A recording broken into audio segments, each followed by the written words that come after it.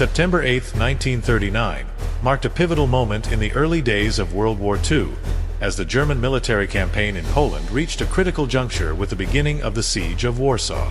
The relentless advance of the Wehrmacht showcased the brutal effectiveness of blitzkrieg tactics, further isolating Polish forces and setting the stage for a prolonged siege of the Polish capital. For the Allies, the day underscored the urgency of the situation in Poland and intensified the debate over how best to respond. Meanwhile, the war's expansion raised alarms around the world, prompting diplomatic maneuvering, strategic reassessments, and a growing recognition that the conflict was unlikely to remain confined to Eastern Europe. The German assault, closing in on Warsaw. By September 8th, the German forces had reached the outskirts of Warsaw, setting the stage for a siege that would test both the military and civilian resilience of the Polish capital. The rapid advance of the Wehrmacht over the previous week had effectively shattered Polish defensive lines, allowing German units to penetrate deep into the country with alarming speed. The tactic of blitzkrieg, employing swift, coordinated attacks by tanks, motorized infantry, and air support, had proven devastatingly effective, leaving Polish forces fragmented and unable to mount a cohesive defense. As German forces encircled Warsaw, they began to prepare for a siege. The city's strategic importance as Poland's political and cultural center made it a primary target for the Germans, who aimed to capture it quickly to demoralize the Polish population and cripple the government's ability to coordinate resistance. The Luftwaffe intensified its bombing campaign over Warsaw, targeting both military installations and civilian infrastructure in an attempt to force a quick surrender. Reports from the front indicated heavy bombardment of key areas, leading to widespread destruction and significant civilian casualties. The psychological impact of the siege was immense. With the capital under direct threat, the Polish government faced a dire situation. Communications were increasingly disrupted, and the ability to coordinate a national defense was severely compromised. The prospect of a prolonged siege raised the specter of a humanitarian crisis, with shortages of food, water, and medical supplies already beginning to manifest. Poland's resistance. The defense of Warsaw. Despite the overwhelming odds, Warsaw's defenders, comprising regular Polish army units, local militias, and civilian volunteers, prepared to resist the German siege with determination and resilience. Under the leadership of Warsaw's military commander, General Walerian Chuma, and civilian defense chief, President Stefan Starzyński, the city's inhabitants braced for a brutal confrontation. Makeshift fortifications were erected, and civilians were mobilized to support the defense effort in any way possible, from digging trenches to constructing barricades. The Polish Air Force, though heavily outnumbered and facing severe losses, continued to provide limited support to the defense of the city. Polish pilots, flying outdated aircraft, engaged in desperate dogfights with the Luftwaffe in an attempt to protect the city from relentless aerial bombardment. While their efforts were largely symbolic against the superior German Air Force, they provided a morale boost to the defenders and demonstrated the tenacity of the Polish resistance. Inside Warsaw, the atmosphere was one of grim determination mixed with a growing sense of urgency. Hospitals were overwhelmed with casualties from the ongoing bombings, and essential supplies were rapidly depleting. Yet, the spirit of resistance remained strong, bolstered by the leadership of Starzyński, who delivered daily radio broadcasts to encourage the populace and maintain morale. His speeches became a symbol of Polish resilience and defiance, urging the citizens of Warsaw to hold out against the invaders for as long as possible. The Allied dilemma: balancing strategy and support. As Warsaw faced the imminent threat of a full-scale siege, the Allied powers, primarily the United Kingdom and France, found themselves grappling with the stark reality of the German advance and their own strategic limitations. In the United Kingdom, Prime Minister Neville Chamberlain's government continued to face pressure to take more decisive action. The British public, having been assured of their government's commitment to stand by Poland, grew increasingly frustrated with the perceived lack of direct military support for the beleaguered ally. Chamberlain and his advisors were aware of the logistical challenges involved in launching an immediate offensive against Germany, particularly given the time needed to fully mobilize the British Expeditionary Force, BEF, and deploy it to the continent.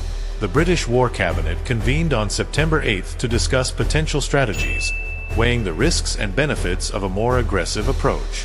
While there was consensus on the need to support Poland, the question of how to do so effectively remained unresolved.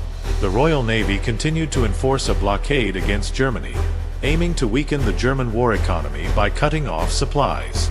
Meanwhile, the Royal Air Force (RAF) was focused on defensive preparations and reconnaissance missions, rather than launching large-scale bombing raids on German cities, which were deemed premature at this stage of the war. In France, the government of Prime Minister Édouard Daladier faced a similar predicament. The French army, heavily fortified along the Maginot Line, was hesitant to launch a full-scale offensive into German territory. French military planners were concerned about the risks of a prolonged conflict on the Western Front, especially without assured British support for a coordinated campaign. The limited actions in the Saar region remained the extent of French military engagement, reflecting a cautious approach that prioritized defensive positioning over aggressive action. The French public, like their British counterparts, was growing increasingly anxious about the situation in Poland and the broader implications for Europe.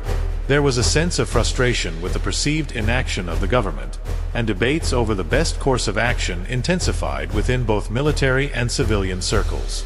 International reactions, rising tensions, and strategic moves. The siege of Warsaw and the broader conflict in Poland continued to provoke strong reactions and recalibrations from governments around the world. As the war's impact spread beyond Europe, the global strategic landscape began to shift, with countries reassessing their positions and considering the potential consequences of the escalating conflict. In the United States, President Franklin D. Roosevelt faced growing pressure to clarify the country's stance on the war. While maintaining a formal policy of neutrality, Roosevelt's administration was increasingly aware of the potential threat posed by a German-dominated Europe. On September 8th, discussions within the U.S. government focused on the possibility of expanding economic and material support to the Allies without directly entering the conflict. The prospect of implementing a cash-and-carry policy, which would allow belligerents to purchase arms from the U.S. as long as they transported the goods themselves, gained traction as a potential means of aiding Britain and France while maintaining American neutrality. In the Soviet Union, Joseph Stalin and his advisors watched the developments in Poland with a mix of caution and opportunism.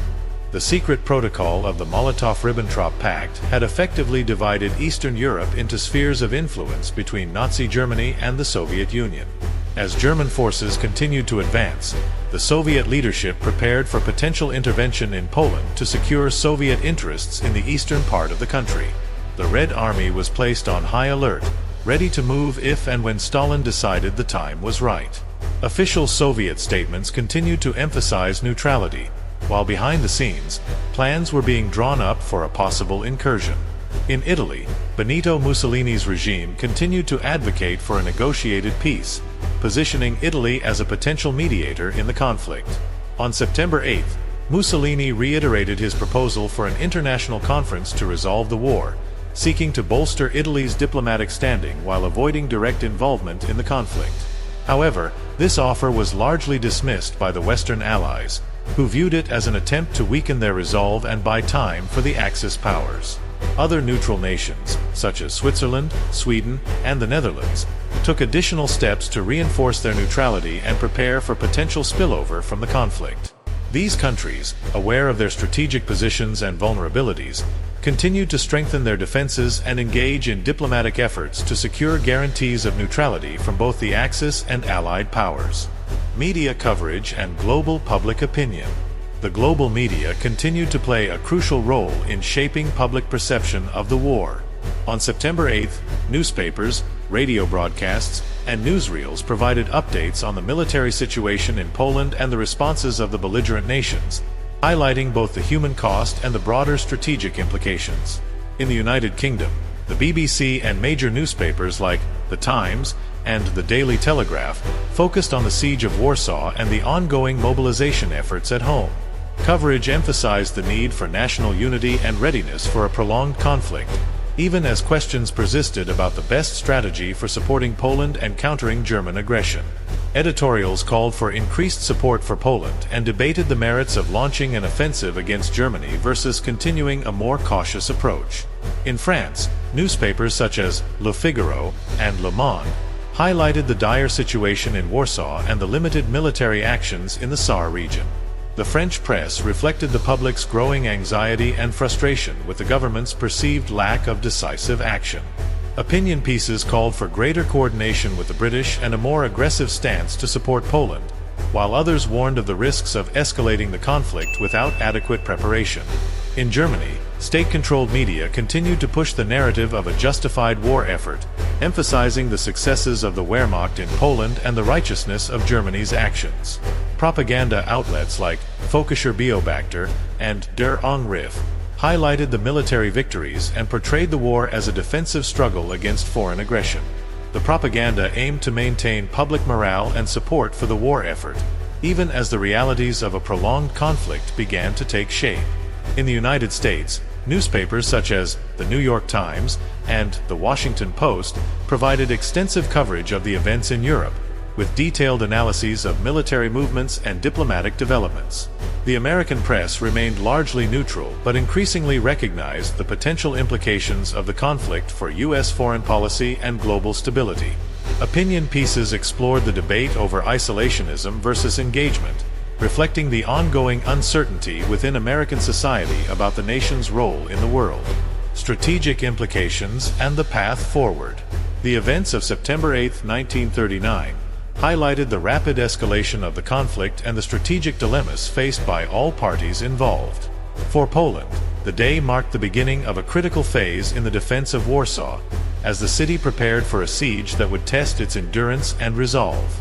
The Polish government's appeals for more substantial Allied support reflected a growing sense of desperation, as the promised assistance seemed increasingly unlikely to arrive in time to make a meaningful difference.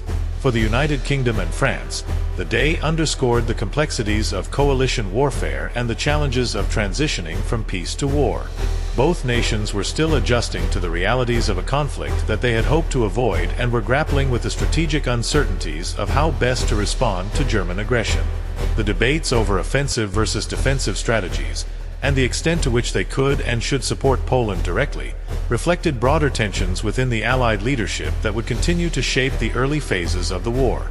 Internationally, the events of September 8 prompted further reassessments and strategic recalibrations. The United States maintained its official stance of neutrality but was increasingly aware of the potential global implications of the conflict. The Soviet Union, Italy, and other nations watched closely, each calculating how best to navigate the rapidly shifting geopolitical landscape to their advantage. Conclusion: a war deepening and global stakes rising. September 8, 1939, was a day of intensifying conflict and growing uncertainty, as the rapid German advance in Poland and the hesitant Allied response highlighted the complexities of the early days of World War II. The unfolding events revealed the challenges of coalition warfare, the limits of pre-war planning and preparation, and the unpredictable nature of a conflict that was beginning to engulf much of Europe and threaten global stability. For the nations involved, it was a time of critical decisions and strategic positioning, as they sought to navigate a war that was evolving faster than anyone had anticipated. For the people of the world, it was a time of fear, hope, and resilience, as they faced the prospect of another devastating conflict and the challenges that lay ahead. The events of September 8 set the stage for a war that would reshape the political, social, and economic landscape of the 20th century, leaving an indelible mark on history.